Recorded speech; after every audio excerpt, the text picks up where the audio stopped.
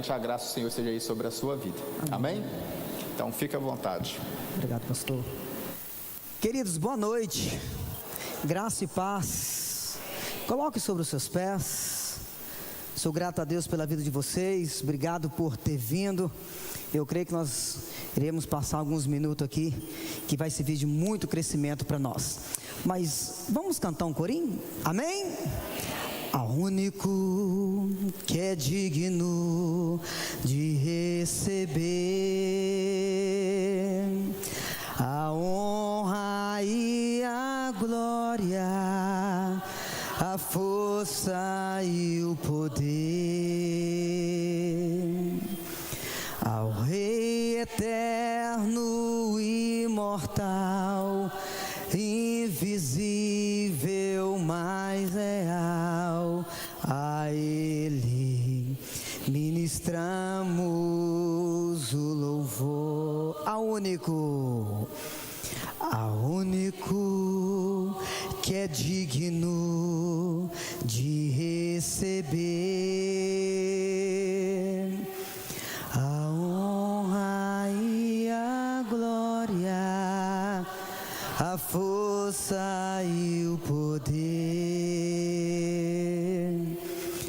ao Rei eterno e imortal, invisível, mas real, a Ele ministramos o louvor. Coroamos a Ti, ó Rei Jesus. Coroamos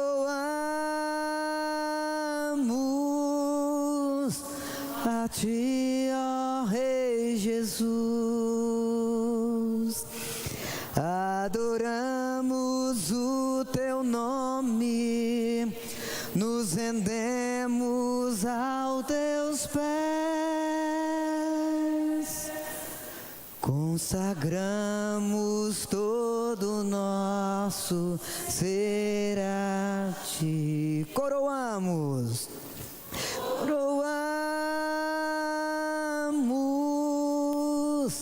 a Ti, ó Rei Jesus. Coroamos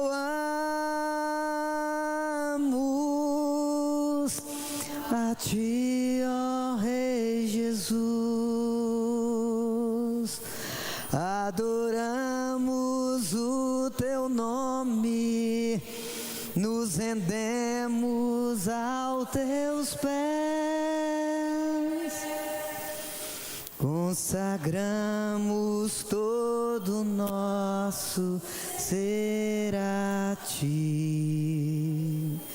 Consagramos todo o nosso ser a Ti.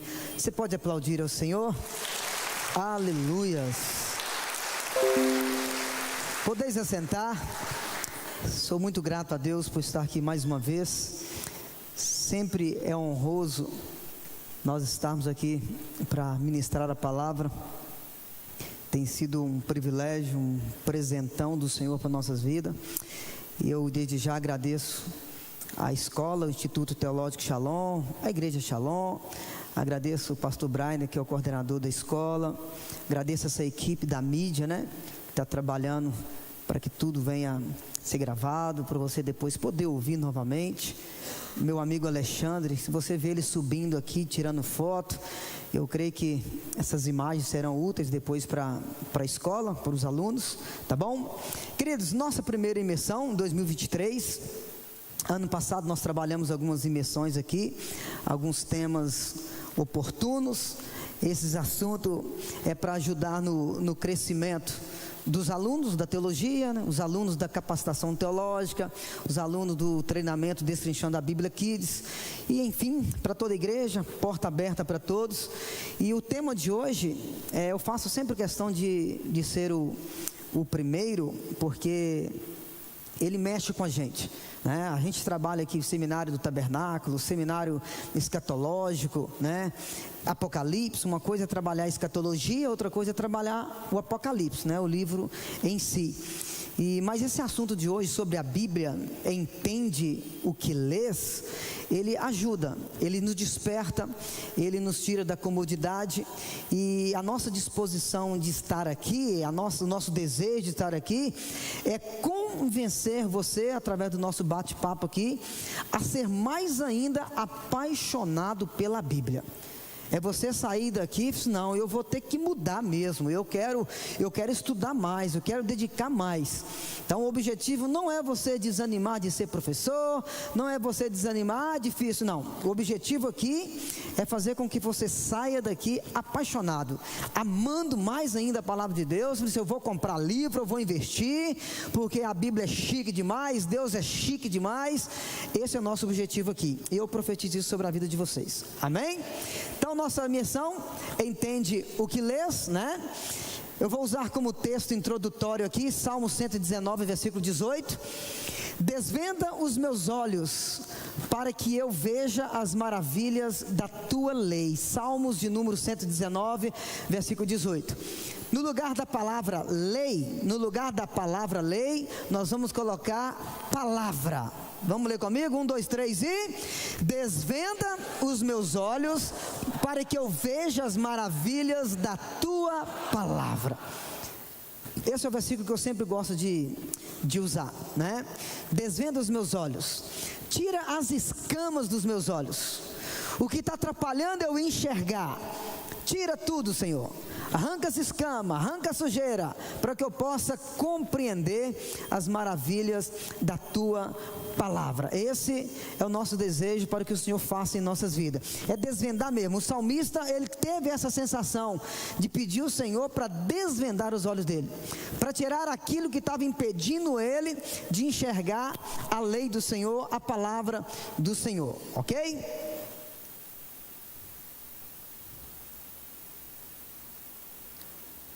Louva a Deus porque você chegou, vai valer a pena, e eu tenho certeza que quando a gente falar intervalo, você vai assustar. Intervalo? E quando a gente falar acabou, você vai falar acabou, e se você trouxe a sua caneta, trouxe um caderninho para você anotar, ok? Fique à vontade, nós vamos bater um papo legal aqui sobre a Bíblia, é algo que vai nos despertar muito. Está aqui a minha família, está ali a Gislaine, minha esposa, o Lucas, meu primogênito, o Mateuzinho, né? A família que Deus me deu. Sem essa família não seria nada, é um presente de Deus para a minha vida, né? E as minhas caminhadas no ministério, só uma esposa e uns filhos que compreendem, né? As correrias do dia a dia, né? E eu louvo a Deus pela vida da minha família. Entenda primeiro isso. Algumas pessoas já estão aqui, são alunos meus do treinamento Destino na Bíblia Kids, outros do Destino na Bíblia lá no Vila Celeste, outros que já viram ministrar. Eu sempre gostei de iniciar com essas 3 palavras-chave, né? Ok? Entenda primeiro isso: inspiração, revelação e iluminação. A Bíblia já foi revelada. A Bíblia já foi? A Bíblia já foi? A Bíblia já foi inspirada. A Bíblia já foi? A Bíblia já foi inspirada. Então você não vai pedir, Senhor, revela esse texto para mim, Senhor, revela a tua Bíblia. Ah, Senhor, me inspira. Não, a Bíblia já foi inspirada e a Bíblia já foi revelada. Se você quer compreender, se você orou ao Senhor, pedindo ao Senhor para desvendar os seus olhos, para você compreender as maravilhas da palavra dele, então você vai pedir ao Senhor, através do Espírito Santo, a iluminação. Você pega a Bíblia. O nosso bate-papo aqui hoje é por causa de um monte de abismo que nos dificulta na compreensão. Então nós vamos vencer esses abismos juntos. Nós vamos pedir ao Senhor para nos auxiliar a vencer esses abismos. Ou seja, porque a Bíblia já foi revelada, inspirada, mas quando eu olho para essa Bíblia que foi inspirada, que foi revelada, eu falo assim, meu Deus, o que é isso aqui? Aí a gente tropeça num monte de coisas. A gente tropeça na linguagem, a gente tropeça no contexto, a gente tropeça na cultura, porque nós estamos em 2023. Nós estamos em 2023. Quando é que a Bíblia foi escrita? O contexto dela, a cultura dela, a linguagem dela. Como que nós vamos fazer para pegar o ontem e transportar para o hoje? Você é professor de escola bíblica dominical, você é pregador da palavra. Se você apenas abrir a Bíblia e ler o texto, se você apenas explicar o grego e o hebraico daquele texto e a falar amém e a pregação acabou, o máximo que você fez é contar a história que aconteceu na Bíblia. Ah, no grego é isso, no hebraico é aquilo, todo mundo vai compreender tudo que você falou. Oh, o cara saca de grego, o cara saca de hebraico, oh, que legal, geografia bíblica. Você vai ensinar, você vai transferir conhecimento do texto. Mas se você quer aplicar na vida das crianças hoje, na vida dos adolescentes, na vida dos jovens, na vida da igreja, aí você tem que transportar o ontem. Você tem que pensar, poxa, eu estou em 2023, eu tenho que pegar, eu tenho que entender o que Moisés quis dizer aqui, dar um Ctrl+C no que Moisés falou, e ver o que acontece hoje em 2023, para eu poder entender e aplicar. Poxa, eu tenho que entender, por que Jesus relatou isso aqui com os discípulos? Por que Jesus falou isso? Quando ele falou isso já tem 2000 anos atrás, a cultura era aquela, o contexto era aquele, a linguagem, mas como que eu vou aplicar hoje? Então a pregação, a lição de escola bíblica dominical, o GC, a célula, é você pegar o ontem, explicar o ontem e pedir que o Espírito Santo te ilumina esse texto que foi ontem e trazer aplicação para hoje, 2023, amém? Em Ipatinga, Fabriciano, Vale do Aço, tem que aplicar hoje. Qual o contexto nosso hoje? Qual a cultura nossa hoje? Qual a linguagem nossa hoje? Então, se eu apenas passar para os ouvintes a geografia bíblica, o grego, o hebraico, mas não trazer a aplicação, nós apenas ensinamos uma história bíblica, mas a aplicação, ela é muito importante. Quem está entendendo, diga amém. Então esse é o nosso bate-papo. Então se você quer compreender, peça o Espírito Santo para iluminar o texto que você está lendo. Tem gente que é apaixonada com grego, apaixonada com hebraico, apaixonada com um monte de coisa. Tudo isso é muito importante, mas não nega e não deixe de buscar pela iluminação que somente o Espírito Santo pode dar. Espírito Santo, ilumina minha mente aqui. O que o Senhor quis trazer aqui? Qual a palavra que o Senhor quis dizer aqui? Isso que o Senhor falou com Moisés aqui, isso que o Senhor falou com Adão aqui no Éden. Ah, Senhor, essas palavras que o Senhor usou com os discípulos aqui. Ah, Espírito Santo, ilumina essa palavra no meu coração. Ele vai iluminar no seu coração e você vai trazer para os dias de hoje. A igreja, os alunos vão receber a palavra através da iluminação. Amém? Então essas 3 palavras nós precisamos de entender. A Bíblia já foi inspirada, a Bíblia já foi revelada. Cabe a nós buscar através do Espírito Santo a iluminação, ok? Transpondo abismo. Precisamos transpor os abismos entre nós e a Bíblia Sagrada. Eu quero compreender os textos bíblicos. Eu estou aqui, o texto bíblico me leva até lá, só que no meio tem um abismo. É um abismo linguístico, é um abismo cultural, é um abismo autoral, e esses abismos me dificultam. Então essa noite nós vamos bater um papo aqui justamente sobre isso, para nós irmos vencendo esses abismos, ok?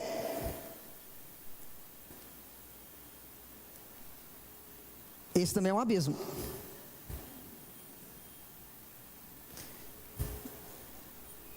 Transpondo o abismo. Uma das razões para entendermos a Bíblia é a necessidade de diminuirmos o distanciamento entre nós e as Escrituras. A Bíblia, mesmo que os pastores incentivam a leitura da Bíblia, mesmo que os pastores façam de tudo, irmão, vamos ler, a Bíblia não é um livro fácil de ser lido. Eu já usei muitas das vezes o microfone para falar. Tem crente aqui que todo dia compra jornal na banca. Tem crente aqui que fica até 2 horas da manhã no Facebook. Mas a Bíblia mesmo não lê. Eu já falei muito isso. Hoje eu não falo mais. Não falo. Quem compra jornal todo dia, a leitura do jornal satisfaz ele. Ele compra porque ele gosta de ler. Quem fica no Facebook até 2 horas da manhã, vai continuar, porque o que ele está lendo satisfaz ele. Quem compra a revista de modelo de carro, toda semana, continua comprando, ele gosta. E assim, quem compra a revista da moda, roupa, vai continuar. Você lê, você curte aquilo que você gosta. Agora, a Bíblia, a mesma coisa. Você não entende, então você não curte. A Bíblia não é um livro fácil de ler. Não é um livro fácil de ler, porque nós estamos em 2023. A gente fala o português. E o mais correto ainda, nós vai, nós fica. Né? E a Bíblia é uma outra linguagem. A nossa cultura hoje, quando você começa a ler os textos bíblicos, meu Deus do céu, o que é isso aqui? Então não é um livro fácil de ser lido. Por isso que eu gosto de fazer aquela pergunta: ler para entender ou entender para ler? Se você falar, Jorginho, entender para ler, legal, certo, está errado não. Se você não entender, como é que você vai? Se você não ler, como é que você vai entender? Mas e aí, ler para entender ou entender para ler? Porque a gente também precisa de entender para a gente ler, até nisso. Então nosso bate-papo é sobre isso, é te esclarecer algumas coisas para facilitar, mas a gente precisa de diminuir. Como cristão, nós precisamos de diminuir esse distanciamento entre nós e as Escrituras, ok? O que a gente precisa de entender é que o livro mais vendido é a Bíblia. Quem pode dizer amém? O livro mais vendido é a Bíblia. Já veio um monte de livros, saiu da moda, desapareceu. A Bíblia continua sendo o livro mais vendido. Um monte de livros históricos vai ficando. Daqui um dia, um livro novo que saiu essa semana, daqui um dia ninguém fala mais, cai no esquecimento. Mas a Bíblia, ano após ano, vem aparecendo, né, edições mais edições. É o livro mais vendido. Poxa, se a Bíblia, imagina, 1000 pessoas, 900 compraram a Bíblia. Aí os outros 100 compraram um livro qualquer. Aparentemente, se de 1.000, 900 comprou a Bíblia, os outros 100 compraram livros avulsos, então dá a entender que é o livro mais lido. É o livro mais lido? Não é. Então quer dizer que a gente só compra, quer dizer que a gente só leva para a igreja, quer dizer que só fica na porta, no lateral, porta-luva do carro. É o livro mais vendido, mas quem dera se fosse também o mais lido. Mas ele só é o mais vendido, mas não é o mais lido. E a gente precisa de mudar esse quadro, né? Imersão, o projeto Destrinchando a Bíblia, capacitação teológica, estudar teologia, é para incentivar a gente a amar esse livro. E a gente precisa de passar um para o outro. Olha, vamos ler, vamos estudar, vamos ler, vamos estudar, para a gente mudar esse quadro. Porque bater a mão no peito e falar, a Bíblia é o livro mais lido, aí começa a falar retrete de Jeová, queridos, qual o sentido de você comprar a Bíblia e ela ficar no porta-luva do carro, e ela ficar do lado da televisão, onde fica a chave do carro? A hora que vai para a igreja, está pertinho da chave. Então não faz sentido nenhum ser o livro mais vendido. Você acha que o diabo assusta com essa ideia de o livro mais vendido? O diabo não está nem aí com isso. O diabo não preocupa nem um pouquinho com essa ideia do livro mais vendido. Isso nunca perturbou ele. Agora, você quer ver o diabo ficar louco? É ele começar a ver que a Bíblia não fica mais no porta-luva do carro. É que a Bíblia não fica mais ali na estante, perto da chave do carro. Quando você for sair, pega ela. A hora que você começar a estudar, aí sim, aí começa a ficar doidão. Mas ele não assusta por ser o mais vendido. Ele assusta quando alguém começa a estudar. Quem pode dizer amém? E você vai começar a estudar, amém? Vai continuar a estudar, amém? Ô Jesus, ajuda nós aí. A Escritura como livro humano. Por ser a Bíblia um livro antigo, de natureza humana, escrito por vários autores, em diferentes épocas, línguas e lugares, composto de diversas formas e estilos literários, torna-se necessário para a sua interpretação a transposição dos abismos ou distanciamentos. Olha, esse bate-papo nosso aqui, ele é um seminário que eu ministro para professores de escola bíblica dominical, é um seminário de 3 dias. Nós fizemos um resumão aqui, para a gente bater um papo aqui só hoje, mas eu peguei os principais pontos. Então não repara aqui, algumas correrias, algumas pressas aqui, para a gente tentar chegar no final. Então, a Escritura como livro humano. Eu nem vou trabalhar hoje a Escritura como livro divino, né? Porque é só um bate-papo mesmo. Vamos lá. Abismo temporal. A Bíblia está séculos distante de nós. Seu último livro foi escrito no 1º século da era cristã. O último livro aqui foi escrito no 1º século da era cristã. Ou seja, o livro caçula da Bíblia já tem 2000 anos. Se o caçulinha tem 2000 anos... e a gente tropeça no caçula, se o caçula que está mais perto de nós já tem 2000 anos, e a gente tem dificuldade com a linguagem, com o contexto, com a cultura, imagina os outros, imagina os do Antigo Testamento. Então um dos abismos que a gente precisa de correr, para tentar pular, para vencer esse abismo, é o abismo temporal, o tempo. A Bíblia foi escrita, lá atrás. O livro caçula já tem seus 2000 anos. Vamos arredondar aí para 2000 anos. Como que nós vamos vencer isso, né? É um dos problemas que nós temos, né? Exemplo, as parábolas. Está escrito na Bíblia sobre as parábolas. Eu preciso de compreender que quando Jesus estava andando com seus discípulos, ele está andando aqui na estradinha, conversando, batendo um papo. Aí ele olha para lá e vê lá alguém com a enxada na mão, jogando a sementinha. Aí ele para os discípulos, olha lá, o semeador saiu a semear. Aí naquilo que Jesus está vendo, ele traz uma parábola, ele traz um ensinamento e ele aplica para os discípulos. Os discípulos compreendem logo, porque os discípulos estão vendo o que Jesus está ensinando e estão vendo a aplicação naquele momento. Daqui a pouco, Jesus vê uma plantinha crescendo na terra, a outra perto da pedra. Tá vendo? A semente cresceu perto da pedra ali, aquela ali vai morrer. Olha como aquela ali está bem mais forte, ela está bem mais grandinha. Olha essa aqui sufocada no meio do espinho. Os discípulos estão vendo o que Jesus está aplicando naquele momento. Agora, quando você for pregar isso, quando você for ensinar isso, você precisa de entender que você está em 2023. Você precisa de entender que amanhã já é 1º de abril. Aí você tem que pegar o ontem e tentar buscar pelo Espírito Santo uma orientação para você aplicar agora. Poxa, se Jesus estivesse aqui hoje, como que ele falaria isso? Como que ele aplicaria isso? Imagino eu, se Jesus passa com a gente ali na BR perto do shopping, ele olhava sentido centro, ele olhava para o lado das Minas, o trabalhador saiu, tal. Ele ia fazer uma parábola olhando para os Minas. Ele ia ver um tanto de gente encostando os carros no estacionamento do shopping. Ali ele ia tirar uma parábola.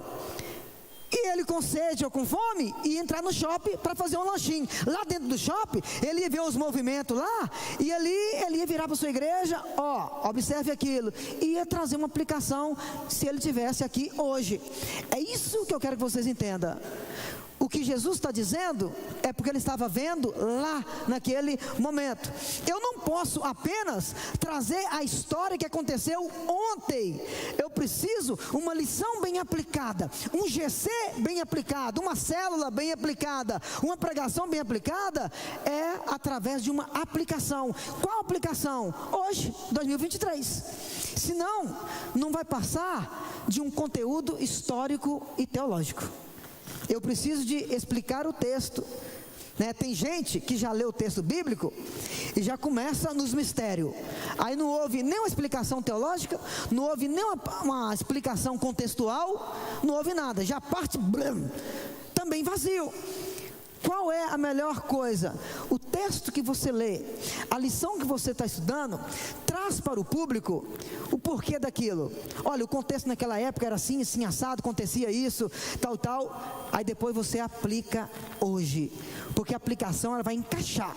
Porque quem está te ouvindo, escutou o contexto, entendeu por que Moisés falou isso, entendeu por que Paulo falou isso, entendeu por que Pedro falou isso, e se entendeu mesmo aquilo que aconteceu ontem, na hora que você trouxer a aplicação, a palavra entra como bomba no coração. Aí é onde há conversão, aonde há curas, porque a conversão e a cura, ela vem pela palavra, mas uma palavra bem aplicada. Quem pode dizer amém?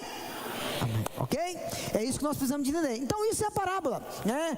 Algumas expressões tipo ruas de ouro, né? Vamos pensar aqui, nós estamos no tempo. O livro Caçula já tem 2000 anos. Vocês acreditam que lá no céu nós andaremos em rua de ouro? Sim ou não? Sim ou não?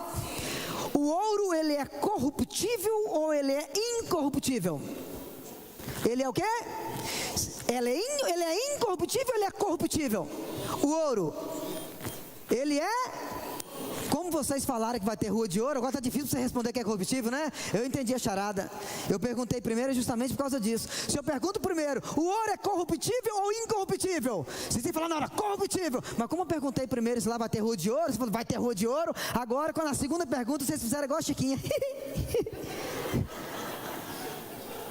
O ouro é corruptível.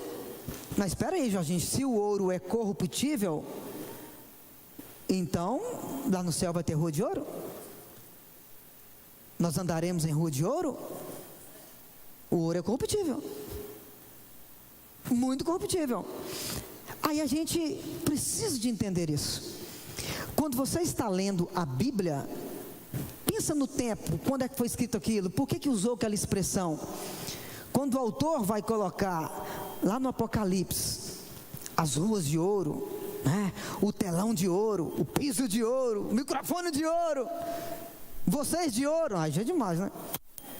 Olha, presta atenção.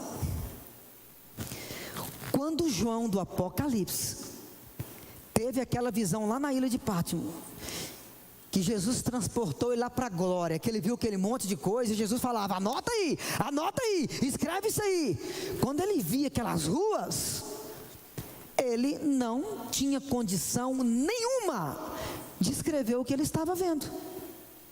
Nenhuma. Na hora de escrever o que ele olhava para o piso, Jesus.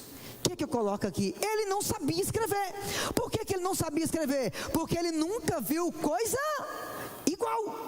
Mas só que ele sabe que lá na terra onde ele vive, as pessoas dão até facada por causa do ouro.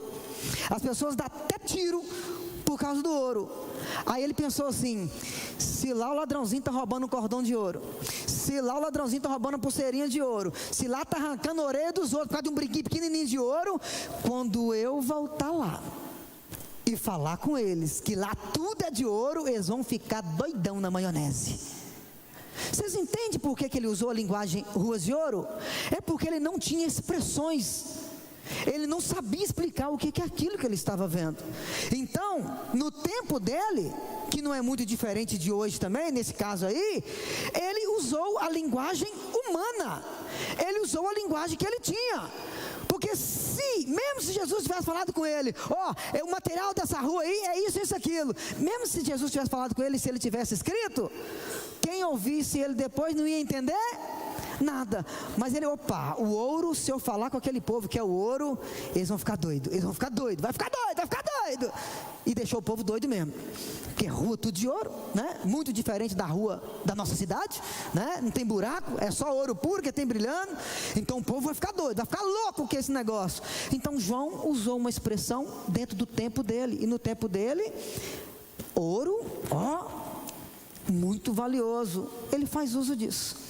Então, Jorginho, então está errado quando a Bíblia fala, não, está errado não, está certinho. Mas o que a gente precisa de compreender, Poxa, ouro é corruptível, não vai entrar ouro no céu, mas a gente precisa compreender que alguém escreveu, e esse alguém não é um robozinho controlado por um controle remoto, não é alguém como eu e você, que precisava de escrever dentro do contexto dele, dentro da linguagem dele. Quem está entendendo, diga amém. É isso que nós precisamos de entender, ok? Ele usou a linguagem por causa disto. Vamos lá. Abismo contextual. Olha bem, os livros bíblicos foram escritos para atender situações específicas de sua época, que já se perderam no passado, mas ao serem incluídos no cano bíblico, eles passaram a ser relevantes para o povo de Deus em todas as épocas. Por isso, para entendermos melhor hoje, o texto de ontem, hoje, é indispensável recuperar o contexto em que os livros foram escritos. Exemplo, pão da vida. Sempre gostei de dar esse exemplo. Jesus falou que ele era o pão da... Não teve problema nenhum quando Jesus falou que ele era o pão da vida. Nenhum. Por que não teve problema nenhum quando Jesus falou que ele era o pão da vida? Porque lá em Israel, na época, desde os tempos bíblicos, é muito comum comer pão. Então quando Jesus falou, eu sou o pão da vida, poxa, aquela galera, de manhã come pão, de tarde come pão, de noite come pão. Quando Jesus falou assim, vocês gostam demais de pão, se vocês comem pão de manhã, ó do almoço, de tarde, de noite, agora se vocês comer o pão que eu ofereço, é para a vida eterna. Então eles entenderam na hora, quê? Se eu gosto demais desse pão aqui, mas daqui a pouco vem a fome, tem que comer mais pão. E o pão que ele oferece é igual aquele esquema da água, né? A água para a samaritana, a água que oferece, a água para a vida eterna. O pão é a mesma coisa. Jesus não teve dificuldade nenhuma para falar sobre o pão, porque o pão já fazia parte do seu contexto. O pão já fazia parte do seu... Um outro abismo que nós precisamos de vencer é o abismo contextual. Agora, hoje, eu virar para vocês aqui, abrir a Bíblia e começar a pregar dentro do texto, que Jesus falou que eu sou o pão da vida, vocês vão ter dificuldade? Não, por quê? Tem padaria no seu bairro? Tem padaria perto da sua casa?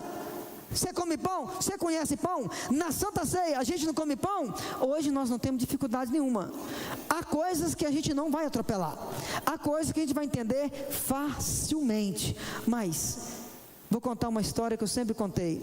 Você já viu aquela história de um missionário que ficou 150 anos lá no campo missionário? E já é demais, né? 300 anos lá no campo missionário. E ele voltou frustrado, voltou chateado, não ganhou uma alma para Jesus, voltou chateado. Essa história, tá? Real. Ele voltou chateado. O outro missionário assumiu o lugar dele. Só que o outro missionário estudou o contexto do lugar, estudou sobre o lugar, estudou, olhou o contexto, o costume daquela galera, e quando ele viu como que era o contexto daquele povo, onde o outro missionário ficou lá anos, e as coisas não frutificaram, aí esse novo missionário, quando ele pega o microfone e vai pregar a primeira mensagem, ele vira para aquela tribo e fala assim: Jesus é a mandioca da vida. O povo comia mandioca de manhã, mandioca na hora do almoço, mandioca de tarde, mandioca de manhã. O povo não conhecia pão. A tribo nunca viu pão, nem sabe o que é padaria. Agora, quando o outro missionário, o primeiro, ofereceu Jesus como pão da vida, eles ficaram com fome. Eles não conhecem. Você consegue entender o que é trazer para o contexto? O que é aplicação? O outro missionário, ele pesquisou todo o campo, não tinha uma padaria, talvez mandiocaria.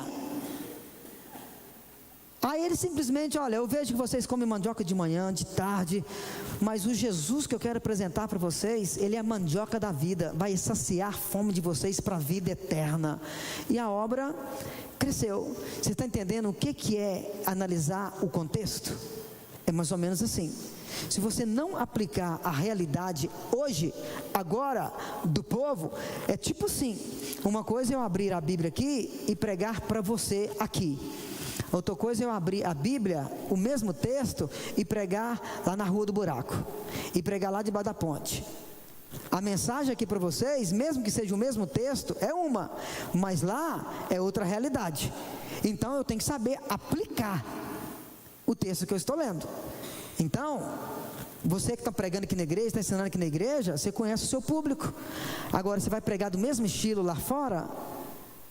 Tem hora que a gente vê uns cultos acontecendo na ar livre aí, meu Deus do céu, podia falar isso dentro da igreja, podia pregar sobre isso dentro da igreja, podia cantar essa música lá dentro da igreja, mas lá fora é outro contexto.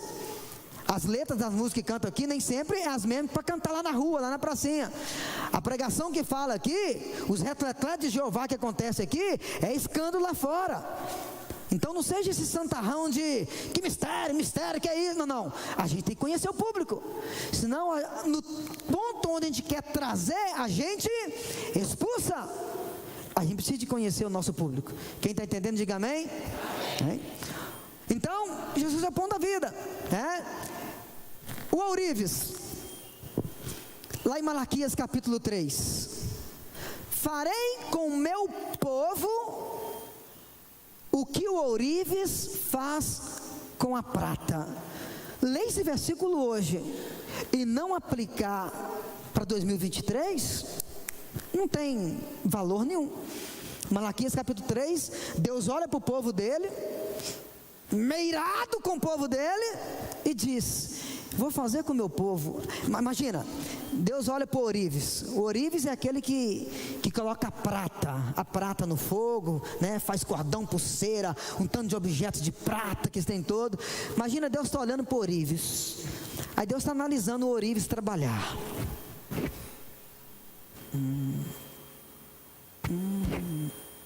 Aí ele vai e fala: vou fazer com o meu povo do jeito que o ourives está fazendo com a prata. Por que que Deus falou isso? Deus falou isso porque o ourives ele não é bobo. Ele simplesmente, ele senta, pega a sua tenaça, a sua ferramenta, pega a prata, né? Tipo aquilo lá, ó, segura ela no fogo e fica assim, ó.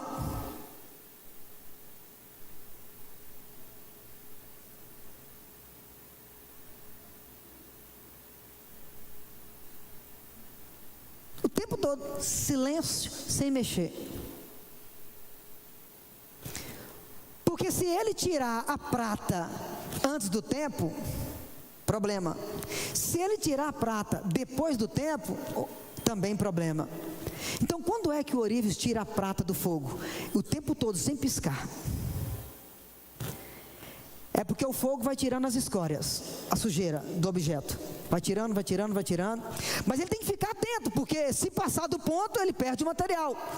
Mas quando é que ele tira a prata do fogo? Porque ele está aqui olhando para ela, ó, segurando e olhando. A hora que ele vê a imagem dele lá na prata, ele tira. Aí Deus fala assim: eu vou fazer com o meu povo igual o ourives faz com a prata. Quando é que o meu povo vai estar no ponto? Quando a minha imagem estiver nele. Quem pode dizer amém? Amém. Só que eu preciso de aplicar isso hoje. Eu preciso de trazer essa aplicação. Lê Malaquias capítulo 3: farei com o meu povo o que o ourives faz com a prata. Mas o ourives hoje é diferente do ourives daquela época. A tecnologia. Então eu preciso de entender o ontem e aplicar hoje. Esse texto, se você entende como é que o ourives faz, aí você consegue aplicar uma mensagem, você consegue aplicar uma palavra, ok? É isso que a gente precisa de compreender. Abismo cultural. Abismo cultural é outro abismo que a gente precisa de vencer. Qual que é a nossa cultura hoje?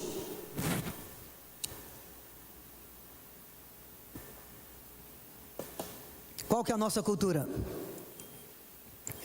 Ipatinga, Brasil, Minas Gerais. A cultura da Bíblia. A gente precisa entender. É outro buraco que a gente precisa de vencer, né? Tem um autoral, tem o temporal, o tempo, né? Tem contextual, cultural, mas tem um abismo, esse aí, o cultural. O mundo dos escritores bíblicos já não mais existe. estão no passado sua cosmovisão, características, costumes, crenças, enquanto que as Escrituras têm sua mensagem para todos os tempos. O mundo dos escritores bíblicos já não mais existe. Os escritores não estão aqui. Os autores que escreveram não estão aqui. Quem dera, quando você fosse ler a carta de Paulo aos Romanos, não compreendi esse capítulo 5 aqui não. Manda o WhatsApp para o apóstolo Paulo. Ontem eu recebi umas mensagens, hoje eu recebi o pessoal perguntando sobre alguns textos bíblicos. Manda o WhatsApp. Negócio que eu falei na aula, que eu expliquei terça-feira passada. Alguém mandou o WhatsApp explicando. Tá fácil, eu tenho WhatsApp. Se Paulo tivesse aqui. Se Moisés estivesse aqui. Mas os caras não estão. Aí nós vamos buscar a iluminação, pedir o Espírito Santo para iluminar, ok? Eles não estão mais aqui, mas as Escrituras têm sua mensagem para todos os tempos. O que eles escreveram lá, Deus continua falando através do que eles escreveram lá. É por isso que a Bíblia é viva, porque ela é palavra viva, ela é a palavra de Deus. Exemplo de João capítulo 13, versículo 21. João capítulo 13, 21, está aqui uma mesa. Vocês podem ver que essa mesa, olha bem, o texto, se você estiver lendo João capítulo 13, a partir do 21, se você não entender a cultura da época, você se perde no que está escrito em João capítulo 13. Porque a nossa mesa hoje, a mesa da sua casa, se a família é pequena, é uma mesa com 4 cadeiras. Se a família é um pouquinho maior, é uma mesa com 8 cadeiras. Se a família é um pouco maior, é uma mesa com 10, 12 cadeiras. E se não tinha televisão na sua casa, é uma mesa com 24 cadeiras, né? E assim vai. Mas a mesa nossa hoje, a mesa lá da sua casa, a mesa lá da sua copa, da cozinha, da varanda, ela é diferente da mesa nos dias de Jesus. Vocês podem ver que a mesa nos dias de Jesus não existia cadeira, só existia a mesa. A mesa era da altura da cadeira, não existia cadeira.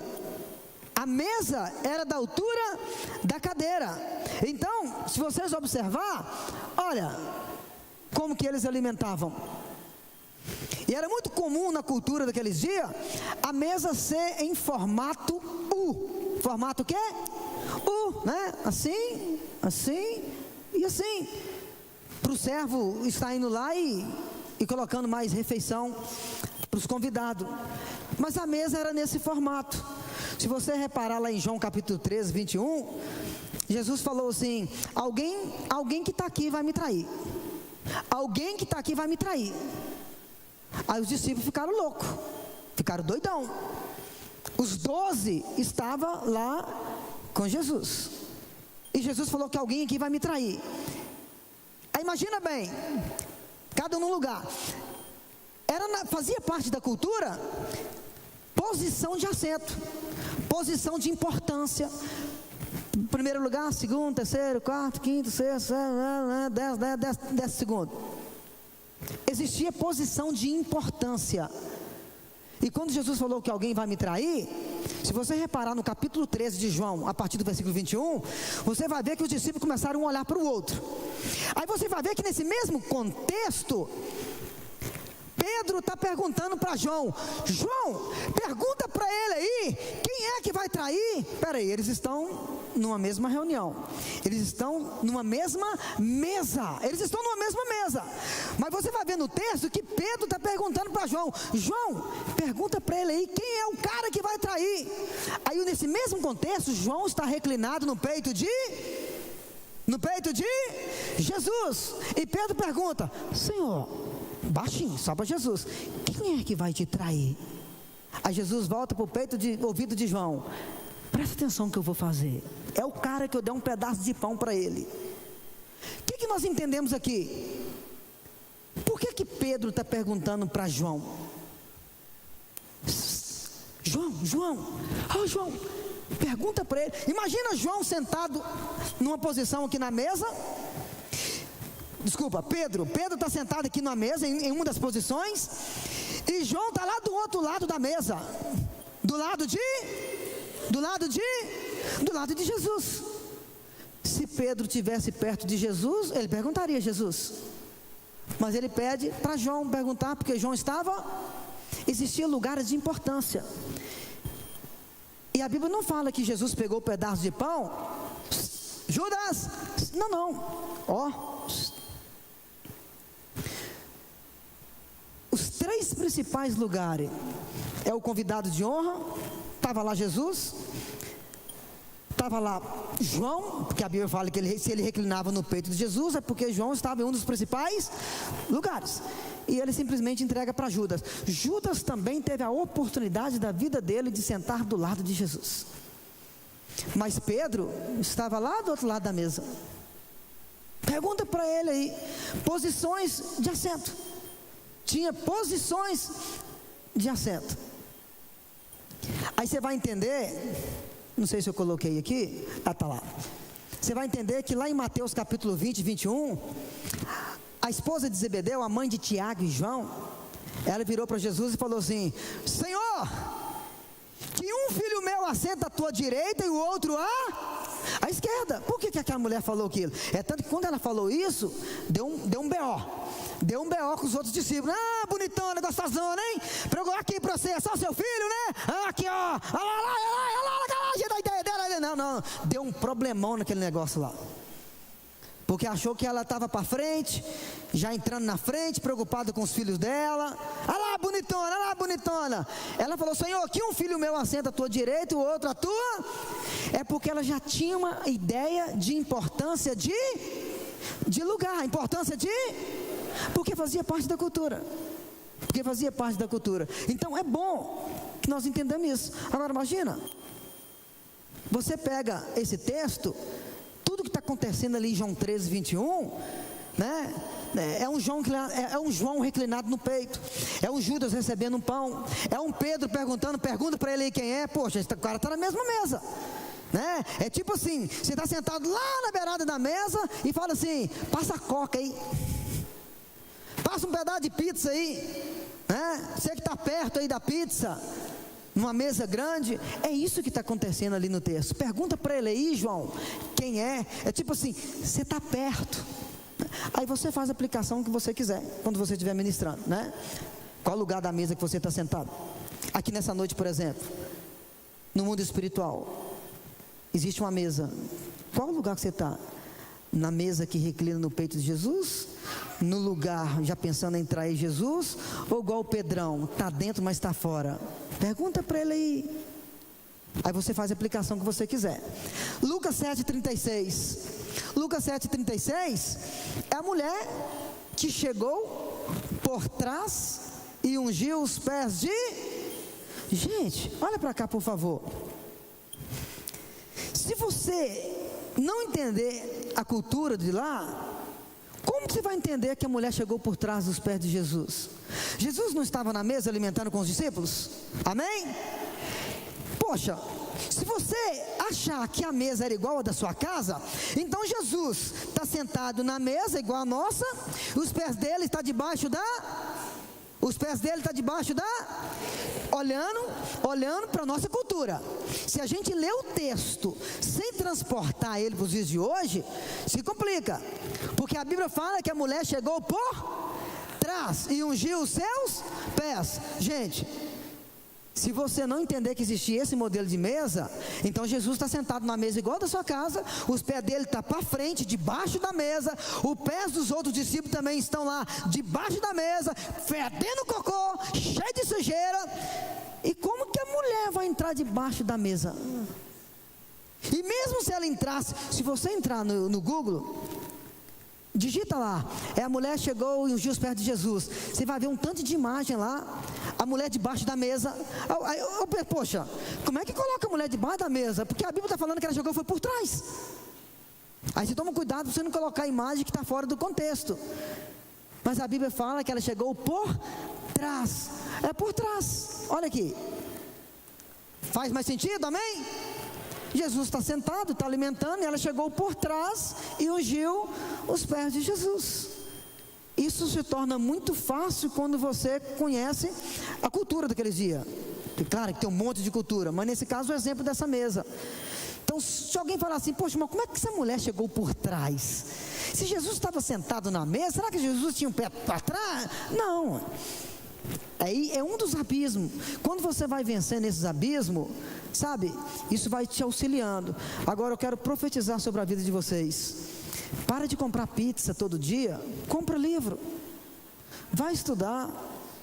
Se você gosta, se você foi chamado, se você quer que as suas aulas sejam aulas abençoadas, que os seus alunos sejam alimentados pela palavra, compra livros, livrinho com título Costumes Judaicos, Cultura Judaica, e costumam ser alguns muito mais baratos do que a pizza. Eu sei que estou atrapalhando você comer pizza, né? Mas compra um livrinho, tá bom? Então a gente precisa de entender isso aqui. E como que nós precisamos de entender isso aqui? É cultura. E como essas culturas nos auxiliam, ok? Abismo linguístico. Um outro abismo que a gente precisa de vencer é o abismo linguístico.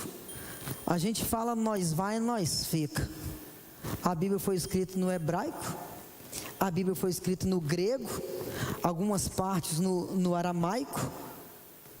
E mesmo que alguém fale assim, olha, conforme o original, esse texto diz assim, assim, assim, assado. Mesmo esse conforme o original, esse original que alguém ainda consultou, é cópias, de cópias, de cópias, de cópias, de cópias, e lá vai cópias. Ok? O que a gente precisa de compreender, quando a gente estuda a bibliologia, quando nós estudamos a bibliologia, o que nós precisamos de entender é que muitas coisas aconteceram com livros da Bíblia, com folhas da Bíblia, né? Muitos pedaços de cópias foram encontrados, aí daqui a pouco encontrou outro, aí eles ficam juntando. Isso é muito comum na bibliologia, né? Como que Deus permitiu essas pessoas, deu capacidade a essas pessoas, algumas vezes encontraram livros inteiros, né?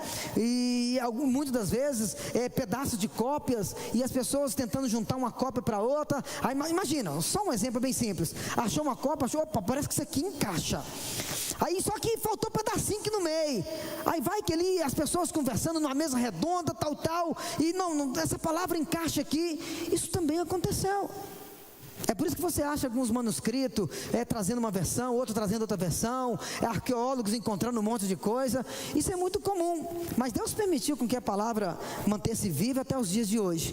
Vai entender porque um monte de cópias, um monte de edição, um monte de linguagens, né, trazendo coisas diferentes. É porque tem coisas que cada um, né, nós não vamos falar aqui. Tem um outro imersão que a gente fala muito sobre a questão da visão teológica A, visão teológica B, né? Facilita muito. Mas entendam que mesmo que entre aspas, segundo o original é isso, mas qual o original? Porque a gente também vive de cópias, de cópias, de cópias e de mais cópias. Mas um dos abismos que a gente precisa de vencer é o abismo linguístico. As línguas da Bíblia já não existem. Hoje já não se fala mais o aramaico e o hebraico dos tempos bíblicos.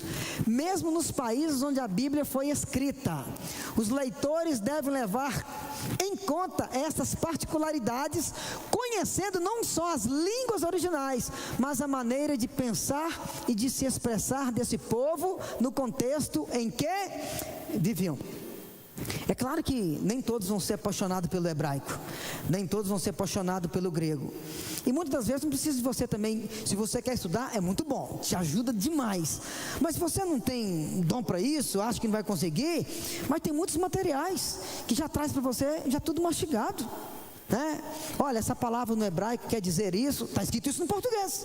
Olha, essa palavra no grego quer dizer isso, está escrito no português. Talvez você não domina o hebraico, o grego, mas Deus já usou um monte de homens, um monte de mulheres que escreveu, deixaram lá, né? Alguém que já comprou algum livro meu? Eu nunca escrevi, mas talvez você vai encontrar um monte de gente aí que escreveram um monte de livros e te ajuda bastante, te ajuda muito. Isso vai te auxiliar, ok? Então, tá aí esse abismo. Gente, se eu estou com dificuldade no português, Imagina o hebraico, o grego. Se eu estou lendo a Bíblia no português e o Espírito Santo me toma no sono, né? A gente precisa de ideia. Mas vamos lá. Um pouquinho que você começa a ler, os livros que te auxiliam nessas línguas originais, já faz você avançar, e você vai avançar bem, ok? Por exemplo, eu não tive muita dificuldade para aprender o hebraico, mas bem básico mesmo. Lecionei aqui na escola o hebraico básico, aprendi a ler, aprendi a escrever e entrou, eu gostei, né? Só não aprofundei muito por causa de outros compromissos, mas eu gostei. É tanto que eu tive a oportunidade de ir lá em Israel em 2020, um presente que Deus me deu, a mim e a minha esposa. Fomos lá em 2020 em Israel. Eu vi que o nosso grupo tinha dificuldade para conversar com os judeus. Eles me chamavam, aí eu ia conversar com os judeus, e era a mesma dificuldade, porque o judeu não falava português, né? Você achou que era hebraico? Não dá não, não é possível, né? Vamos lá. Olha aqui, gente. Vamos dar um exemplo. Exemplo simples do hebraico. Acróstico na Bíblia. Nós estamos ainda no abismo linguístico. Acróstico. Coloquei aqui, ó, Jesus. O que é um acróstico? É você pegar as letras e colocar uma frase. J de justiça, E de eterno, S de Salvador, U de único, S de Senhor. Isso é um acróstico. Dentro desse exemplo da linguagem hebraica, por que o Salmo 119 é o maior da Bíblia? Ele tem quantos versículos? 176, 22 seções, 8 versículos cada seção, correspondendo a cada uma das letras do alfabeto hebraico. Está aqui o alfabeto hebraico. O salmista, ele pega cada letra, o hebraico é da direita para a esquerda, tá? O hebraico começa aqui, né? Se isso aqui fosse um quadro, eu escreveria aqui, ó, começaria aqui, ó. Depois voltava lá. O hebraico é da direita para a esquerda. Olha aí o alfabeto hebraico. O salmista olha para o alfabeto hebraico e ele vai escrever um poema sobre a palavra usando o alfabeto hebraico. Aí você vai entender por que o Salmo 119, ele é o maior. Mas antes de eu explicar aqui, deixa eu te falar uma coisa. Principalmente você que é professor do departamento infantil.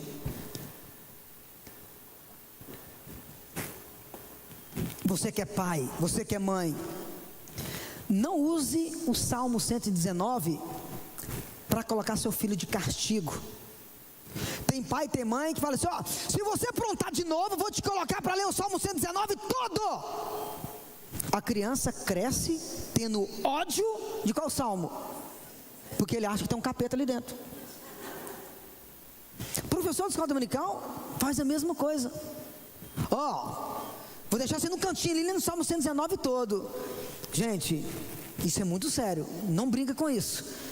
Se você entender a riqueza que está por trás do Salmo 119, né? O que o salmista...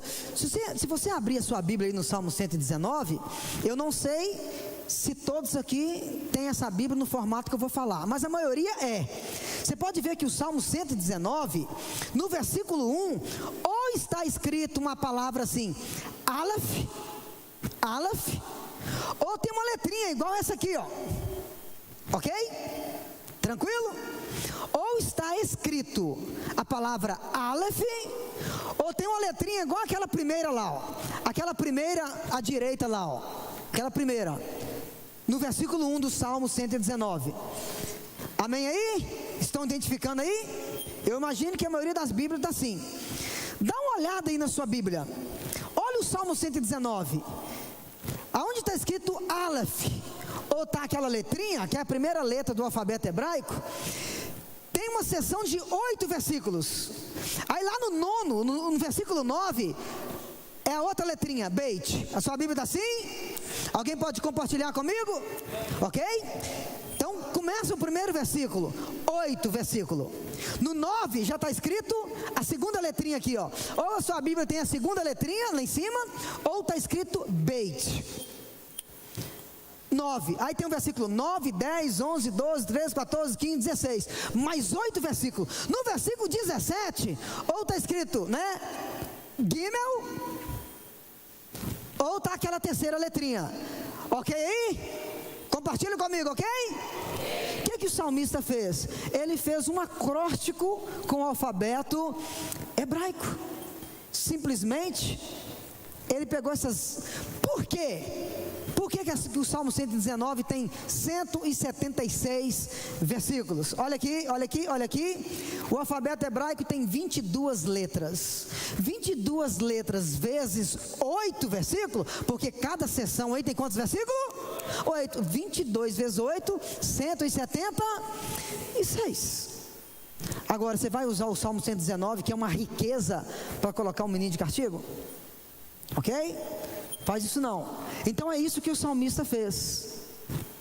Por que 8 versículos? É igual a música. O salmo é canção, o salmo é poema. Então esses 8 versículos é estrofe 1, estrofe 2. Cada estrofe tem a mesma quantidade de linha. Não é assim que nós aprendemos? 8 mais 8 mais 8 são estrofes, canções. Ok? E os salmos geralmente ele é cantado, não é lido, né? Não se use falar salmo capítulo. Abra sua Bíblia no Salmo capítulo 10. Não. Abra sua Bíblia no Salmo capítulo 100. Não existe a expressão capítulo. É poema. Abra sua Bíblia no Salmo de número 1. Abra sua Bíblia no Salmo de número 10. Porque salmos é poema. É poema. Não é correto. Agora, se você falar, não tem problema. Corrige, né? Mas se alguém ouviu, não precisa levar, mano, é capítulo, não estraga o culto por causa disso também não. Falou, já era, né? Então, mas é bom a gente aprender o que é certo. Salmos é poema, então é salmo de número 1, salmo de número 10, né? É correto falar salmo capítulo 151? É correto? Porque nem existe o 151, né? Mas vai dar certo. Pessoal, então isso aqui é um exemplo do hebraico. É um dos abismos que a gente precisa de vencer, é o abismo linguístico. E a gente tem dentro da Bíblia alguns exemplos que nos auxilia a isso, ok? Tem alunos aqui que já aprendeu sobre isso aqui. Mas olha que interessante. Olha que interessante.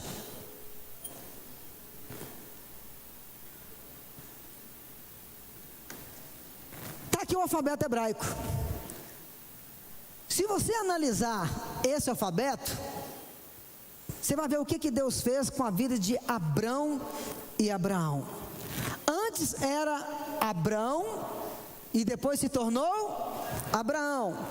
Antes era Sarai e se tornou Sara. O que eu ensino para os alunos, tanto no Deixa na Bíblia com os adultos, Deixa na Bíblia Kids, é: se o texto que você está lendo na Bíblia é Abrão, mantém Abrão. Se está falando de Sarai, mantém Sarai. Não fala Abraão quando é Abrão, não fala Sara quando é Sarai, porque não é apenas o nome, é uma história. Deus mudando o nome deles, Deus está mudando uma história. Então, se a Bíblia está escrito Abrão, é Abrão. Se você está ensinando na escola dominical, está falando lá no GC, está pregando, e o texto que você escolheu para ministrar está falando de Abrão e Sarai, mantém Abrão e Sarai, porque ali é uma história. Mas se o texto que você está lendo agora já é Abraão, já é Sara, beleza, porque já é uma outra história. Porque Deus muda o nome não é para ficar bonitinho, não. Deus muda o nome porque Ele está mudando uma história. Então o que Deus faz? Lá no hebraico era Avram. Deus acrescentou uma letrinha no nome de Avram, essa letrinha azul. Aí de trás vocês estão enxergando que é azul, ok? Antes era Avram. Deus acrescenta uma letrinha, que é o Ré, agora é Avraham. Por isso que no português é Abrão e depois Abraão. Essa letrinha que ele acrescenta aqui, ela está lá. A primeira linha, a penúltima lá, né? Aleph, Beit, Gimel, Dalet, Re, aquela penúltima lá em cima, é essa aqui. Essa letra para os judeus representa vida. Representa o quê? Vida. Deus então, quando ele fala que Abrão vai ser pai de nações, que ele geraria vidas, que nem a areia da praia, nem as estrelas do céu poderia contar, então Deus está falando que ele vai gerar muitas vidas. Deus acrescenta no nome de Abrão uma letra que representa vida, ok? Que é o rei. Agora, vamos lá. Se ele vai ser pai de nações, automaticamente a esposa dele vai ser mãe das nações. Junto com ele vai gerar vidas. Mas vamos lá.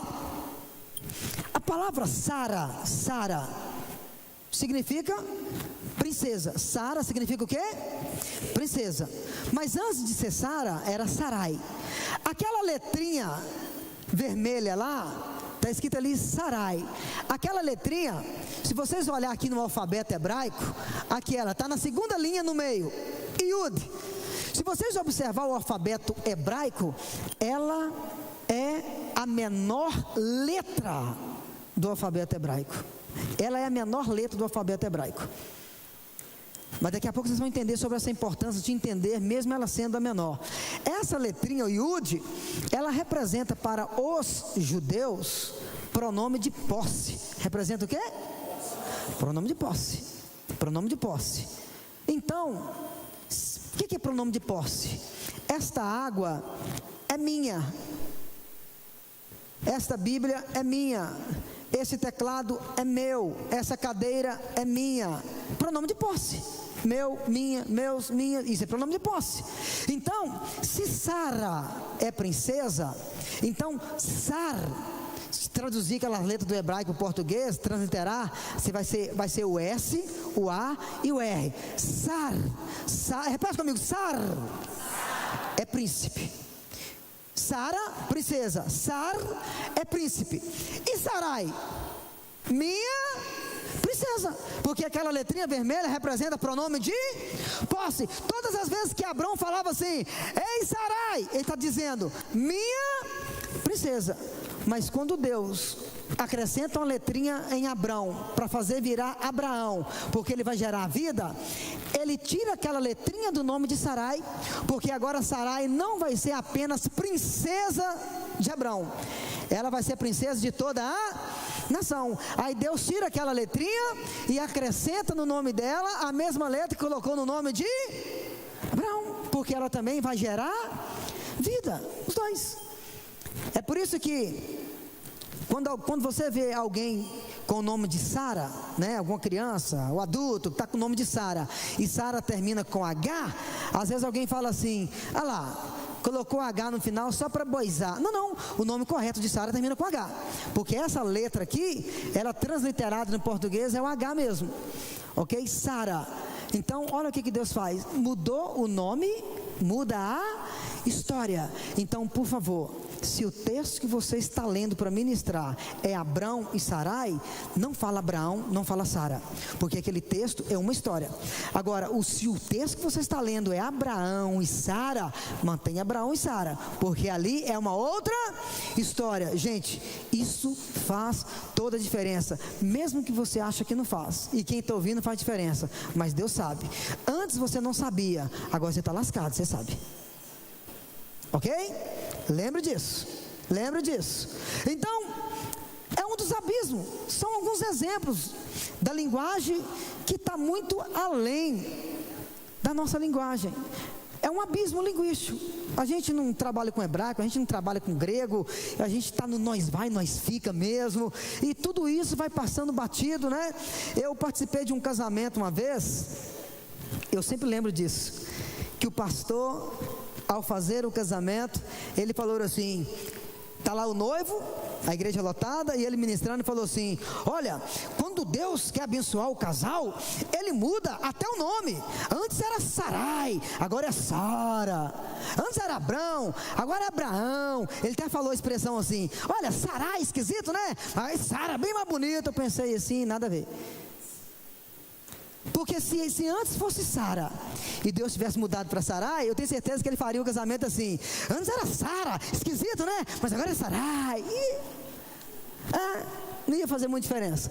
Mas é um abismo linguístico que nós precisamos de vencer. Cadê o Brian? Brian, não tem de parar esse relógio não? Ele fica rodando assim direto? Vamos lá. Outros exemplos. Eu não vou explicar isso aqui. Lá no Destrinchando na Bíblia a gente comenta muito sobre isso, mas aqui é só para gente ter uma ideia. É coisa que a gente não vive. Pergunto para vocês: Deus criou o homem, Deus formou o homem, ou Deus fez o homem? Lá em Gênesis você vai ver um versículo que Deus criou o homem, o outro versículo Deus formou o homem, o outro fez. Façamos o homem a nossa imagem e nossa semelhança. Então Deus fez. Então Deus formou o homem do pó da terra. Então Deus formou. E o outro versículo, criamos o homem. Gênesis capítulo 1 e Gênesis capítulo 2 tem essas três palavras: criar, formar e fazer. Para nós no português está fora de cogitação. São palavras parentes, né? Criar, formar, fazer, tá tudo. Mas o que a gente precisa de entender é que quando Deus fala, quando Deus cria um homem, Ele tem uma intenção para isso. Eu não coloquei aqui as palavras no hebraico porque nós não ia ficar muito presos, mas só para abrir a mente. Quando Deus cria o homem, quando Ele criou o homem, Ele tinha uma intenção naquilo ali. Quando Ele expressou a palavra formar, Ele tinha uma outra intenção. O criar, por exemplo, não existia homens em lugar nenhum. Então Ele não deu Ctrl+C, Ctrl+V de lugar nenhum. É a ideia do criar. O formar é a ideia de dar modelo. O fazer, façamos conforme a nossa imagem e nossa semelhança.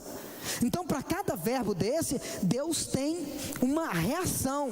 É por isso que lá em Gênesis, se você ler a Bíblia na correria, só para ganhar caixa de bombom em dezembro, você não percebe isso.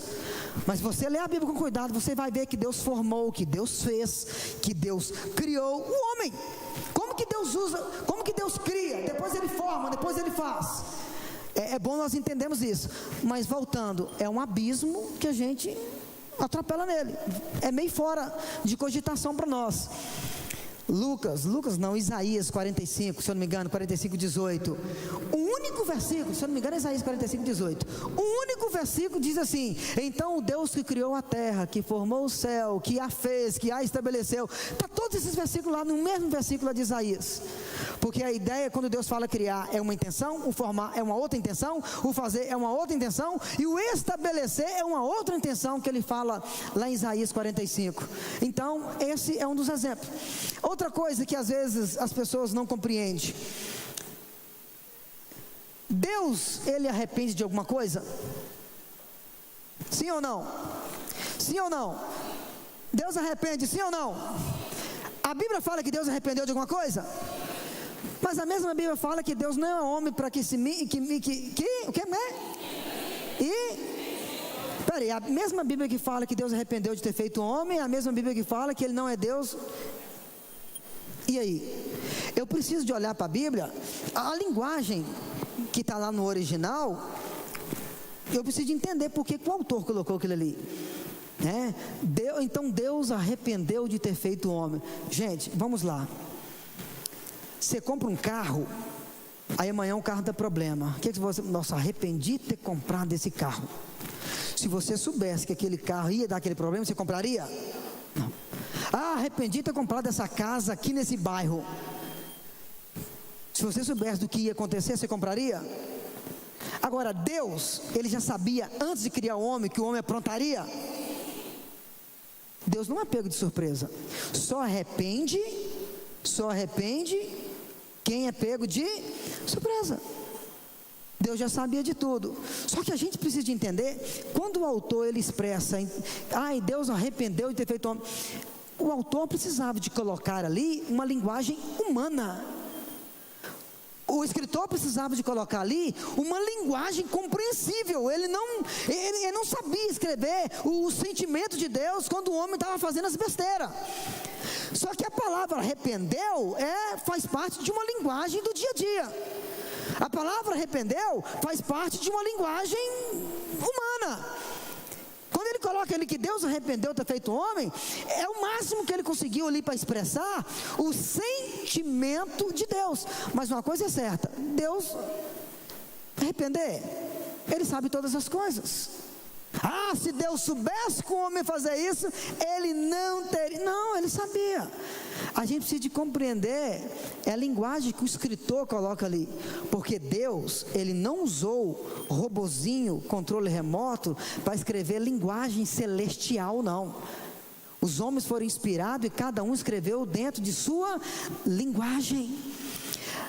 Alguns livros aqui foi médico que escreveu, outro foi doutor apóstolo que escreveu, outro foi pescador que escreveu.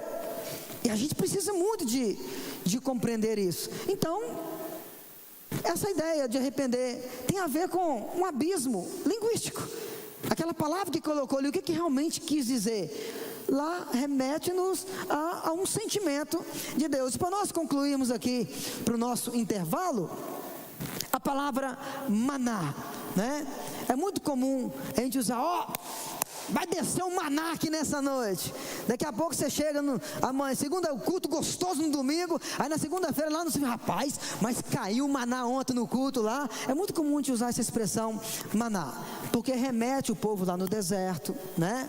O povo lá no deserto, aí o maná que caiu do céu, o maná que caiu do céu. Gente, a palavra maná, que a gente usa muito maná, ela não é o nome daquele alimento. Maná não é aquela comida que caiu ali no deserto. Aquela comida, ela veio de onde? Como ela veio do céu, então ninguém conhecia. Então, tá no português, maná. É igual, por exemplo, quem aqui lembra de nome de uma cidade na Bíblia por nome Belém? Levante a mão. Belém, todo mundo conhece. Chegou para nós no português, Belém, mas lá no hebraico é Bet-Lehem.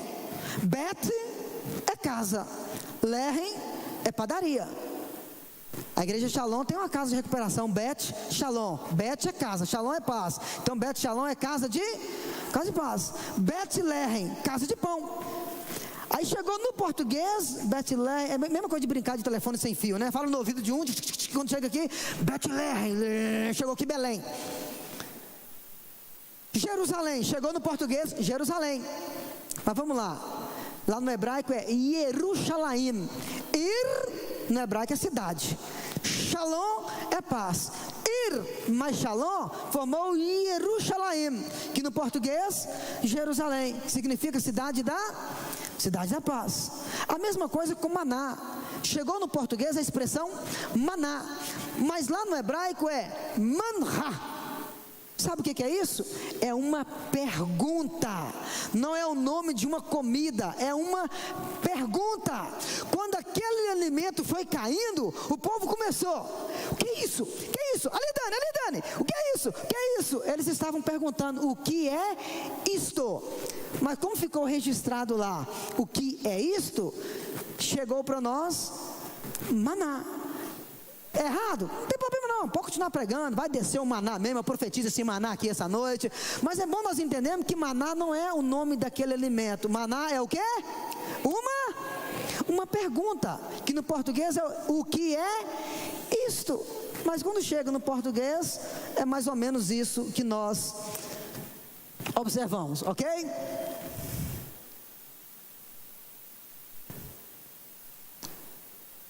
Volta logo, Jesus. Bom.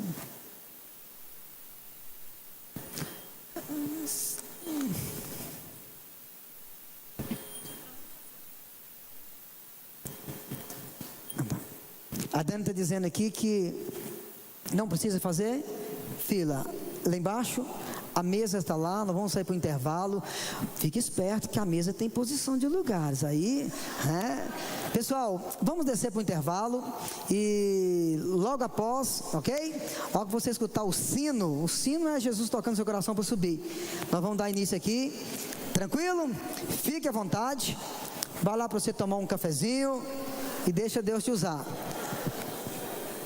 Não vai embora não, porque Jesus falou comigo que quem foi embora perde a salvação, hein? Passa, toma café.